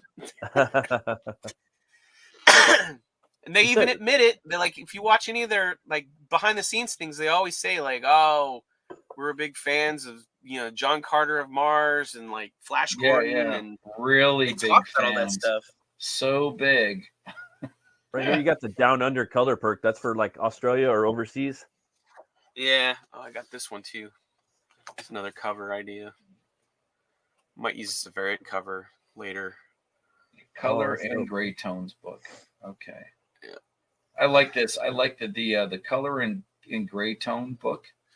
Yeah, like and I'm working on that is a smart net. It is. I'm also working on potentially making it so that they're hardcovers as well, but we'll see what happens. You got the international color variant. If I get the price point down, I think I'm gonna do it. 30 international Great Tone book. 30. It's like something like I think it's like 74 pages of story now. Awesome, or something like that. And then it's like the rest of it's gonna have like the Goblin chest. Because I have several like deleted pages from the book, and I have all kinds of like sketch stuff and dude, this Goblin early chest, drawings of Goblin Girl. This Goblin chest is where it's at. You get one color Goblin Girl. That's one I love how you call it the Goblin chest. Yeah, it's like double meaning. I mean, you get the original. That's not too on point, is it? The Goblin chest is stickers, it's artifact. It's also going to have this in it. Mouse pad and art prints. Oh my gosh, there's so much stuff in there. Are you seriously putting you're putting a viewfinder in it? Yep, it's gonna have a viewfinder. Look at that ID. Is that something that you can actually create? Yeah, I made this. Like where did it go? Did slave kids make that? Slave kids in China? It's okay. Just to slave me. I made these little packets by hand so that they look like used old vintage packets. That's dope. And they're gonna have at least one reel in them so far. So cool. That, has a bunch of frames. I'm working on seeing if I can do the 3D or not. 3D's a little more expensive. I'm really sorry, but I gotta interrupt. Are you even old enough to have played with that when you were a kid? Oh yeah. I'm are super old. Well, you're aging gracefully. I've got to say, because I had one of those, and you don't have gray hair, you asshole. Oh, I do. Just luckily on this camera, you can't see it as well. Oh yeah, okay. So it's a filter. I get you. All right, I gotta know. No filter. It's just the lighting is like weird, kind of blows it out. Yeah, no, I'm 49. Well, that's pretty close. So you probably all right. So all right. Okay. So the viewfinder was a hand me down from an older sibling, is what you're saying. No, viewfinder was new to me. Although I do have my old viewfinder here. Here's my original viewfinder. Oh man, you are a smart kid. Holy crap. Look at that. Very square. Good Lord. Master. Super. I try not to put anything in it that I care about. No, man, that plastic has to be brittle by now. It's actually in pretty good shape. It has a lot of like gravel or something inside of it. Like I can hear it. Okay. Yeah, that's the plastic. That's pieces of the plastic from the inside. Sunlight and plastic from the 70s. I've got a huge collection of vintage Viewmasters. I'm a total. Oh man. I'm a physical media maniac. I've got You're a nerd. You're a nerd about it. It's okay. Yeah. The vinyl records comes with the shirt too. Yeah. Oh, that's cool, man. Dude, that is. And thanks to also I have to say this isn't coming right away, but it's definitely happening. There's going to be a vinyl record too, which is going to be like a read along with the book. Oh, that's going to be awesome, man! I can't wait for all this stuff. I've been working on that for a while. How can you be as old oddly as enough, you were it when started you off because of my friendship with Jason Bascom. How can you be as old as you were when you had those viewfinders as a kid and be prescient enough to know that you should like save them forever and put them in a box in the attic? I don't think it was because I tried to save it as much as it like I played with it for a little while, and then my parents went, "Oh, we're gonna put this away," and then it went in a box, and then I didn't see it till I was in my 20s or something. Oh man, so you had cool parents. Yeah, because I had some cool toys as a kid that have totally deteriorated. They're like dead ski. Like I have at one point I had everything from G.I. Joe that was ever manufactured until like the early 90s. Yeah, and I've gone through some of the stuff, and a bunch of it. Yeah, a bunch of it is just like destroyed because it was played with so much, like out in the dirt and the weather. And $6 Million Man, Sizzler. Yeah, I never had that. Cars. Yo, you didn't. Did you have no $6 Million Man? I didn't have. Did you have the Evil Knievel cycle? You had to have the. No, my neighbor had that though. Yeah, which is why you played with them. I want to play with you're my friend because you've got cool toys. The neighbor didn't want to share that one, so which I was fine with. I didn't share a lot of my stuff, so I would go over sometimes just watch him like run it through. It was funner to like watch him set stuff up and run it through like you were watching an actual stunt show. You just put it on your Christmas list and hope for the best. Yeah, no, a lot of that shit never happened. My family was just like, there's one thing you're gonna collect. You're only getting that. You can't have everything. So I was like, a lot of stuff I didn't have as a kid. Other kids have. Like I didn't have. Got it all now, man. You had some cool parents, man. They put that stuff in a box, put it away. Now you've got it now, and now you've got fans. Some stuff. I'm so glad I met you. Yeah, Dan's the man, dude. And you got art on sale right here for 8 more pieces left. You already sold 2, 300 bones. You get fucking Plagal original art. I think I'm almost positive that the 2 that are spoken for are the drawn interior pages. Oh, okay. And like, as far as like what pages they get hit you up or something like that, or how does that work? The people that there's one person that bought the 2, and I think they bought it because they wanted their drawn in stuff. Oh, okay, that makes sense. That makes sense. That's dope, dude. It's fucking awesome. Well, you see it, guys. You see this master at work right here. The colors Plagal and Basco, they're both fucking nailing it down right Billy's doing an amazing Basco job and color work. Dan Plagal, man. He was gonna give me a couple more pages. I don't know the way that he bounces back and forth between the greens, like the warm colors and the so lush, dude. It ping pongs between the panels, just like it forces you to look here and there and here and there. How many? Did how a great many more job with the blood too. How many pages do you guys got left to do on this? To color? Yeah. I mean, just ballpark. Like 70. I want to say I think he's like 70%, but he might be like 65% of the way down. That's dope. That's cool, man. He's pushing. He was working on it today, so yeah. Oh, for sure. So these guys are working on it. You guys get in here and back this book. I haven't backed it yet. I'm gonna fucking back it. I can't wait to get it. I want to snatch me up. Oh man, so many. Good I appreciate it, man. I appreciate everybody's back. I appreciate how patient everybody's been. You know, we'll do it your first campaign, bro. It's gonna take time. You know, you guys are putting a lot of he sucked me in midstream. Couldn't help it. A lot of people don't know about this campaign. I know, like, there's a lot of people out there that like this style of art, you know. And if they knew about this, they would have been backing it already. And then the other thing that kind of hit us for a loop was the fact that I came down with cancer. So it was just like, it's like, well, we got to fight the cancer thing, and then we'll worry about fulfilling. Unfortunately, like after we're done with that.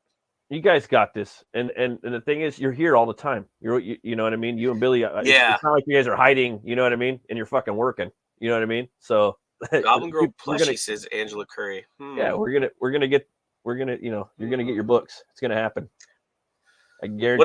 What about a 3-foot tall vinyl figurine? Would that be considered a plushie, or do we need plushie too? It needs to be softer than that. It's pretty iconic, though, man. Right there. Can you replace the vinyl and the upper third with silicone? Yeah, I thought about that. Man, you're fucking hilarious, man. I'm sorry. Did I say that out loud? We can cast it in like foam rubber. We can cast it in like dildo rubber, and it would be like, you know. Hey Dan, you gotta come on the horror movie club sometime, bro, and we gotta talk Goblin Girl, and we gotta do a horror movie. Okay. That should be fun, dude. Oh yeah, man! Like this Thursday, I'm on vacation. I can make it this time. Woo-hoo. I don't know what we're doing this week, but yeah, man. I'm supposed to start doing a show for either Famous Monsters or Mad Monster. I can't remember which, and it's gonna be like a monster show. Dope, yeah, and, dude. Gonna have some. I'll have access to have celebrities come on, like Robert Englund, and oh fuck yeah, dude! I from doing the conventions and stuff, I became friends with a lot of people. Like I used to be really good friends with Sid Haig before he passed away. Oh, I met him one time. That fool's badass, dude.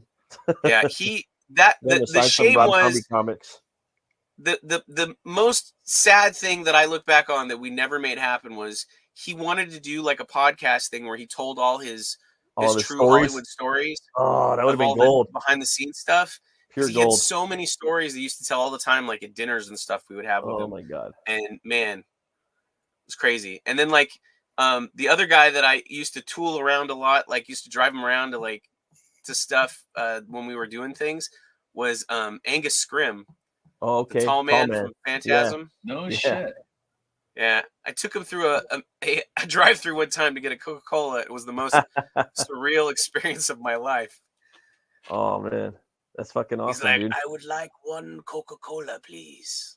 Boy. So we're sitting in the Carl's Jr. drive-through of Woodland Hills, waiting to get a Coke, and I'm just like sitting there going, I bet the person behind the cash register at the window does not have any idea who the man is sitting next to me. But there's a gigantic or a tiny metal ball spinning around by her forehead. Yeah, or if we were riding in a hearse. Right. Oh, I know, right? Yeah. Oh man. Have you ever gone through a drive-through just to get a Coke? I have. I'm Pepsi. Yeah, I have. Just the one. I went with my mother many times. She liked Pepsi from Taco Bell back in the day, and I ain't gonna lie, back in the day, that Pepsi from Taco Bell was just Angus liked different. to get a Coca-Cola before he did any sort of interviews, because he believed the caffeine had effect on him that made him a little more lively. Well, yeah, it's caffeine. That's the yeah. I guess if you weren't having it that often, it would give you the zing. I was just curious. I have a tendency, like, I've never gone through a drive-through for like just a Coke, because if there's meat, it has to be bomb. It has to be bomb. It has to be like you're coming home from the beach or coming home from work, and there's a specific soda you want. Yeah. I wouldn't fucking do it. My mom used to do it. Or you just don't want to take the time to get out of your car. You just want to, like, if there's nobody in the drive-through when you're going by, and you're like, fucking, I just want to get a large drink real fast. Yeah, you go through there, like Starbucks. Yeah. And believe it or not, the employees Starbucks are like, is a drug. Drink. All right, drive through. They're like super happy. Because it's like the easiest thing to do most of the time. They just press a button and it fills. Yeah, right. You stick the cup in there, hit the button, and off you go. Hey Dan, what's your favorite beer? You got a favorite beer? I like a Shock Top. Okay, that's that orange, like wheat one, right? Yeah, the orange wheat beer. Dude, you got to try Vitus by Weinstefaner. That's my favorite. It's a dark Hefeweizen, so it's like in the same thing, but oh, dude, it's good. Problem is I'm like a sweet tiki drink type person. I don't the taste of the bitter hops flavor. I can't stand it. This or one the dry wheat thing that goes over your tongue. Dude, you'll love this one. It's you really understand good. that it's kind of rich. It's kind of rich too. Well, you understand that hops is a downer. If you know that going in, then you'll know how like pick your beers. When you get that IPA that enough of it is going to put you to sleep. You have I don't to know that much anymore. I do it from reviews. 105. Like I have some porter. friends A good porter is nice. I'm like, I like the dark beers. Yeah. And then what's the other one? Oh, Space Dust. Do you ever have that? Nah. I got to try that now. They have this one's called Space Dust. It's real hoppy though. It's got like it's got a little green hop bud guy in it, and he's puckering up his lips like he's whistling or he's blowing, and there's like little pixie dust coming out. It's one of Dan Frega's like favorite beers. How's Dan Frega doing? I haven't seen him in a while. Like, whoa, that is just like you've known Dan for a while, right? Like, you and he's Dan still sleeping off Fragtoberfest. You've known Dan for a while, right, Plago? Yeah, I've known Dan since I was 16. Yeah, you guys are like old school homies and shit. I remember that. Yeah, I was Dan's first friend that he met when he came down to work for Extreme. He just moved into town. They didn't have a place for him to stay yet, and they didn't have something for him to do at the studio yet. So I think for like 3 or 4 months, he was Rob had a friend who had a comic shop called Comic Mania in town, and Dan was working in there part-time to make some food cash, and they were letting him live in the attic apartment for free. Well, that's tight. Yeah, that's awesome. And I used to go down there during the day and like hang out and talk to him. That and Dan, as I always say, Dan's the reason why I have 6 Teenage Mutant Ninja Turtle first editions. I love Frega, man. I can't wait for his fucking book to come out. And I know his book's gonna be the shit too.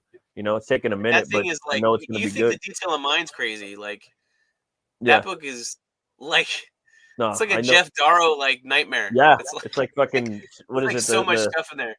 Yeah, was it the Shaolin Cowboy? I think. Yeah, I was like hard boiled. I was watching this stream with this one guy called like Lion Forge, Lion Mill. I don't know. Lion Mill, I think. Yeah. Yeah. And he was talking about he showed some pages to his wife, and he showed the pages he showed, and he's like, "Yeah, my wife said this was too much. There was too much going on here, too much detail." And I was like, "Is there such don't a thing? show her any Dan Fraga stuff, and don't show her Arthur Adams or Jeff Darr, otherwise you might be single and planning a funeral because her brain will explode." Because I was just like, it was like the amount of detail he had was like nowhere near some of the stuff I see on those books. Like it was frightening. So anytime I hear somebody say, "Oh, it's too busy," and I look at it and go, "No, that looks passable. That doesn't look too busy." Like when I think of busy, there's like a couple artists I think of that do some busy work, and it's those 3 or 4 guys. Oh yeah. Yeah, man. Even what's his name? Metro Graphica. Rockefort. Yeah. Roquefort. Yeah. Crazy busy too. Crazy. Yeah, I love the busy. But it's like a thin busy. Yeah, you know what I mean? Like a lot of his pen strokes are just tiny, and there's this. It's like getting lost in it. His tech is crazy. His tech is nuts. But yeah, I got it. I'm gonna jump on another stream right now. Me and Preston Azevedo got the metal shop. Nice. We're gonna be talking about Dio's artwork for his album covers. So if you guys want to check out Preston Azevedo's channel, we're gonna be going live in 2 minutes. Awesome. Thank you so much, Dan, for coming on. I'd love for you to come on again and talk about some more stuff. Yeah, we could talk for hours. Sorry about the internet connection; it's been kind of fucked up. Nah, that's right. And I can't wait to back Goblin Girl. The book looks fucking sick. And thanks, ID, for coming in. It's always a pleasure to be with you, ID. Hey, yeah, man. As long as I'm well behaved, invite at own risk.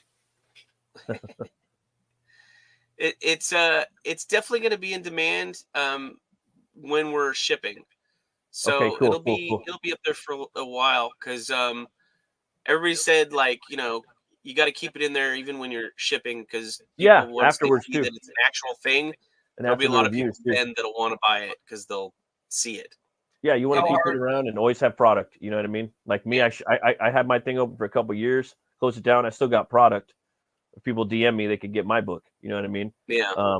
Thanks for coming in.